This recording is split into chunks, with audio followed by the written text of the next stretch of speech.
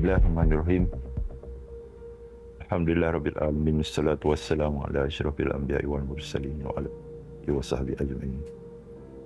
Judging from the question that was posed, what was the events or what were the events that led to the Operation Tufan Al-Aqsa of the 7th of October 2023 that in itself has given certain bias, making an assumption that it all started by Hamas and thereby gave the Israeli the right of defense or right to self-defense.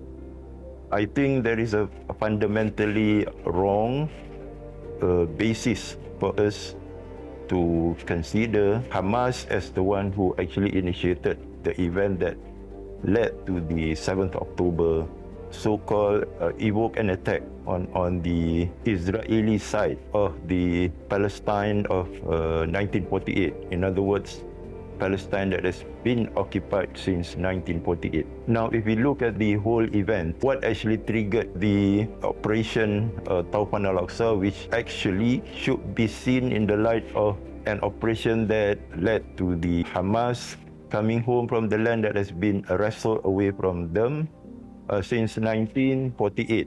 That has given us an indication that Hamas was not wrong, did not commit anything illegal when they launched the operation on the 7th of October.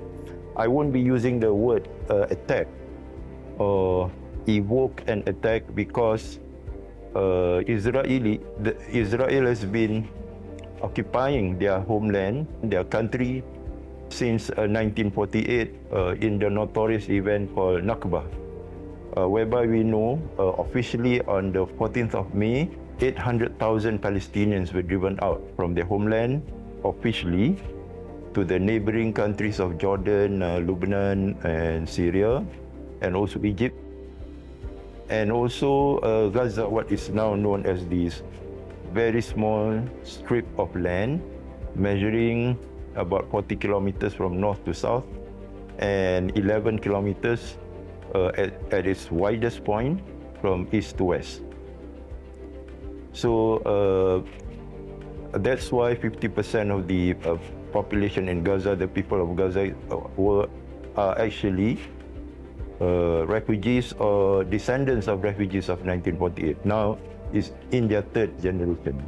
Now the events that opened or led to the 7th October operation can be traced back to as far as 5 years prior to that, when Israeli were actually planning for the removal of the population of Palestinians in Gaza, and they were actually thinking of vacating the land, just like what they did in 1948. So to speak, that it will repeat the first Nakba in the event that, if materialized, will become the second Nakba.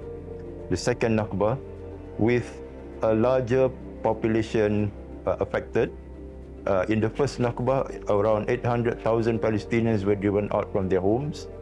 The second Nakba, if that materialized, then around 2 million people will be driven out from that small strip of land called Gaza.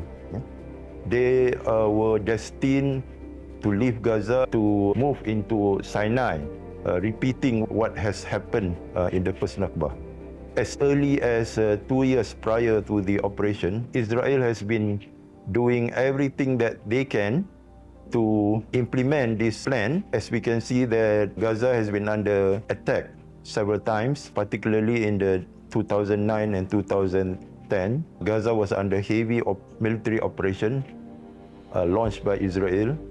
And then again in 2012 and in 2014, they consider Gaza as a thorn by the side and they want to remove this problem.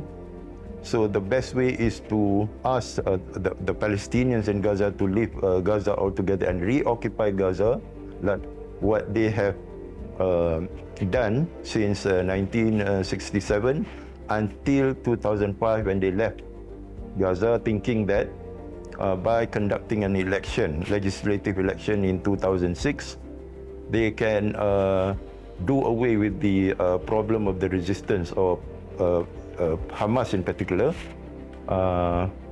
and resolve this issue of nuisance from so-called resistance of Hamas. But fortunately or unfortunately, Hamas won the election, the legislative election. Surprisingly, Hamas won 70 or more seats in Gaza as well as in the West Bank, but the outcome of the election in West Bank was easily overturned by Israel by taking over the constitution that was won by Hamas, and it was taken over by the contenders in the election. It was given away to Fatah.